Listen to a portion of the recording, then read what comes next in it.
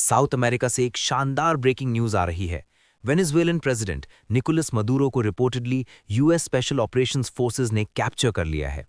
कई international reports इसको confirm कर रही हैं और दुनिया भर में शॉक वेव्स फैल रहे हैं। ये ड्रामेटिक एस्केलेशन उन महीनों के बढ़ती टेंशन्स के बाद आई है जो वॉशिंगटन और कराकस के बीच चल रही थी। टेंशन्स को ऑयल, सैंक्शंस और ग्लोबल पावर कंपटीशन ने और ज्यादा तेज कर दिया था। वेनेजुएला के पास दुनिया के सबसे बड़े प्रूवन ऑयल रिजर्व्स हैं, सऊदी अरेबिया से भी ज्यादा और यूनाइटेड स्टेट्स के लगभग डबल। लेकिन सैंक्शंस, करप्शन और पॉलिटिकल टर्मोइल की वजह से ये सेक्टर क्राइसिस में है। ग्लोबल एनर्जी मार्केट्स के लिए वेनेजुएला के क्रूड का कंट्रोल सिर्फ इकोनॉमिक नहीं, स्ट्रेटेजिक सवाल भी है। US Venezuela breakdown.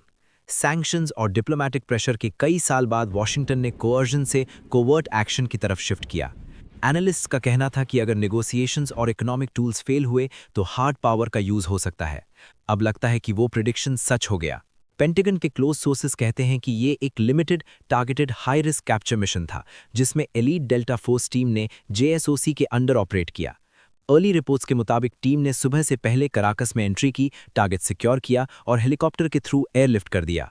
मदुरो, जो 2013 से वेनेजुएला के प्रेसिडेंट हैं, रिपोर्टेडली यूएस कस्टडी में हैं और अनडिस्क्लोज्ड लोकेशन पर ट्रांसफर किए गए हैं। Global oil shock. जैसे ही न्यूज आई, ऑयल फ्यूचर्स में स्पाइक देखने को मिला। ब्रेंट और डब्ल्यूटीआई दोनों शार्प ऊपर गए। ट्रेडर्स ने सप्लाई डिस्ट्रप्शन और रीजनल इंस्टेबिलिटी का रिस्क प्राइस में ऐड किया। एनालिस्ट्स कहते हैं कि अगर सिचुएशन एस्केलेट हुई, ग्लोबल एनर्जी मार्केट्स और टाइट हो सकते हैं। चाइना और रशिया फैक्टर। बीजिंग और मॉस्को दोनों कराकस के क्रिटिकल एलाइज हैं, क्लोजली मॉनिटर कर रहे हैं। चाइना ने वेनेजुएला में हेवी इन्वेस्टमेंट किया है और रशिया मिलिट्री कोऑपरेशन में इन्वॉल्व है। कोई भी मिसस्टेप ग्लोबल स्टैंड ऑफ का रिस्क क्रिएट कर सकता है। Regional reaction. लैटिन अमेरिका के कंट्रीज डिवाइडेड हैं। कुछ कंट्रीज क्वाइटली वेलकम कर रहे हैं अगर मदुरो का रूल खत्म हो, और कुछ ने ऑपरेशन को सॉवरेनिटी वायलेशन बताकर कंडेम किया है। इसके साथ ही कराकस में प्रोटेस्ट्स और सेलिब्रेशंस दोनों हुए। Diplomatic fallout. यूनाइटेड नेशंस में इमरजेंसी कंसल्टेशंस कॉल की गई हैं क्योंकि क्वेश्चंस उठ रहे हैं इंटरनेशनल लॉ और सॉवरेनिटी के। वॉशिंगटन की जस्टिफिकेशन काउंटर टेररिज्म और नार्को ट्रैफिकिंग डेजिग्नेशंस पर बेस्ड लगती है। What happens now? वेनेजुएला का फ्यूचर अब अनसर्टन है। क्या वॉशिंगटन ट्रांजिशनल गवर्नमेंट इंस्टॉल करेगा? लॉयलिस्ट फैक्शंस रेजिस्ट करेंगे?